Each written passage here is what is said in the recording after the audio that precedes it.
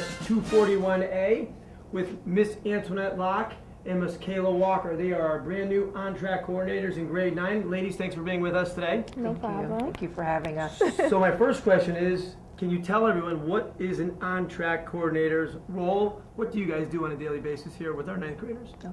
Okay, well, it says it in its name. Our role is to make sure that our freshman students stay on track with their grades, attendance, and behavior. So we meet with them weekly and we go over kind of what's going on in their classes, behavior, if they have any attendance issues. We make sure that not only if they're missing school that they are bringing in notes, or we can, we figure out how we can help them at home if that attendance is an issue. Great. And a huge portion of what we do when we address behavior is what are you doing? How can you help the situation? How can you fix it?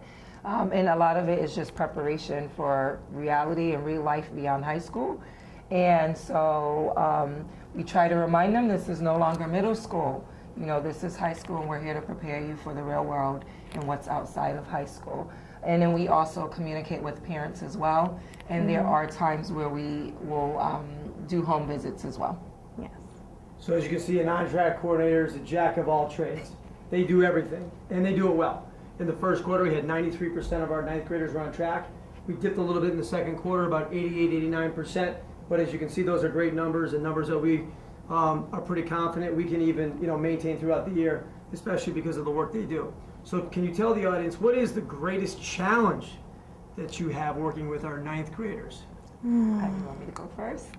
Want me to jump in? Okay, I'll start because we had some of it today. Maturity is always a challenge at this age, and just getting them to the point where they understand how important it is to take responsibility for their actions, and understanding that consequences follow.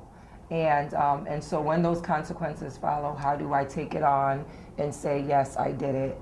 Yes, and I need to change how I'm addressing things, or even in the classroom, whether I like what the teacher said or not. Do I have to automatically put up a challenge against the teacher, or can I maybe leave it until after class, go up to the teacher and say, maybe you misunderstood something I did, or how can I fix this? I apologize, for maybe disrupting class. So I think a lot of the challenge we find is that also homework. Homework, yes. Homework is a huge challenge. Yes. I would say one big thing is also getting them to understand their potential. Yes. For so long, these students have gotten F's in math and English, so when they come here, they think that's the norm, that I'm just not going to do well in English, I'm not going to do well in math. So we really have to motivate them and let them know that they can do well, and that it's just going to take them to do something different for it to happen. I had one student in particular that just was like, I'm not going to do well in math at all, and now she carries a C average in that class. So we inspire our kids to do better, but that is a very great challenge. So kind of like what I said, they're coaching, they're mentoring, they're advising, they're encouraging, they're doing a lot of things, motivating our students, and they're doing a terrific job. So can you tell us, how do you like this role, and what do you like best about working at East Hartford High School? Well, I love it. I love being able to meet with students one-on-one, and also be able to meet with them outside the classroom and in the classroom. What I love about East Hartford High in general, at least in like our freshman academy, is that there's a sense of community. We're working alongside the teachers to make sure that our students are doing well, and I love that. Right. And I echo much of what Mrs. Walker just said. I love it here as well. And I have a school social work background, so I get to a lot more flavor with this position because we are almost as counselors, school counselors and school social workers here. As we said, not only do we support the academic, but we're supporting some of our kids who have emotional issues as well, and just trying to go through steps with them on how to function effectively in their environment.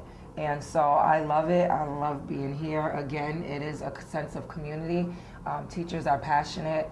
They are open for suggestions when we come in for meetings. They are also offering suggestions for us because they've been teaching for a long time, especially this grade level. So it's great to be here, and I enjoy it. Speaking of teaching, we also threw them right into the fire, and we made both of them teach 2 classes of freshman seminar. How was that experience, being in the classroom? It was different, exciting, eye-opening. Yes. I think for me, it helped me to understand our teacher's role, the challenges that they go through, but it also allowed me to build relationships with other students. I have many other students that are not on my caseload that come and see me, and I'm able to help them as well. So it gave me an opportunity to get to know the freshman class. Yes, I agree. I have kids still coming to say hi, Mrs. Locke, walking by, waving, and it's just great to know names outside of just our caseload. It doesn't single out the students on our caseload, so everyone knows us at this point, or for the most part, so they don't feel singled out if we say hi, so-and-so. Right. So I think that's a huge help. It allowed us to be another support for other kids as well. Example, days where we may have had study halls, we got to like go through Power School with those kids who aren't on our caseload, but we're like, hey, this is where you are. And so it just showed a sense of care as well, and it just supported the fact that we try to make sure that this is a community for our kids. So a new face, and they're still getting support. Right. So to give you an idea, they track behavior, attendance, and grades. And with that behavior, attendance, and grades, they're trying to do the best they can to keep these kids on track. So to give you an idea, they have 60 students each, it's 120, and these kids were labeled as at risk or at promise kids. And to date, only 7 or 8 kids out of the 120 are in that category. It's pretty remarkable, and it's because of their relentlessness and their love for kids, and that they're going to do anything they can to help mentor and advise. So I applaud your work. Thank So that's you. enough with the work stuff. So I usually end every session, and I know you're a little nervous, but you're doing a great job. Can you tell the audience what is something that no one knows about Kayla Walker and Antoinette Locke? I'll go You first, go I first. guess. So my dream was really to be a nurse. And after taking psychology classes and just different life situations, I found myself in social work, which I think is really where I needed to be. And so that's something most people don't know about me, that I did make that switch, and I love it. I do not regret it. I'm just grateful that those experiences put me here. Okay. And something many people may not know is that when I was in college, I was the president of the Pep Squad, which was the dance team at Central Connecticut State University. I am very passionate about dancing, so many of my fellow teachers may tell you that they see me stepping off and on. It's something I'm very passionate about. I was on the step team and president of a dance team, and it's very still much in my heart to do that. I will not be dancing with you. No rhythm at all. But I want to say thank you very much for being on Hornet Live. You're 2 fantastic people above the work that you do. You made my job a lot easier, and we got a lot of work to do, obviously, with the challenge of the 3rd and 4th Yes. quarters. But thank you to our team, and thank you for all you do for our kids. And thank you Thank for your you. support. Thanks for being on Hornet Live. Thank you. All right.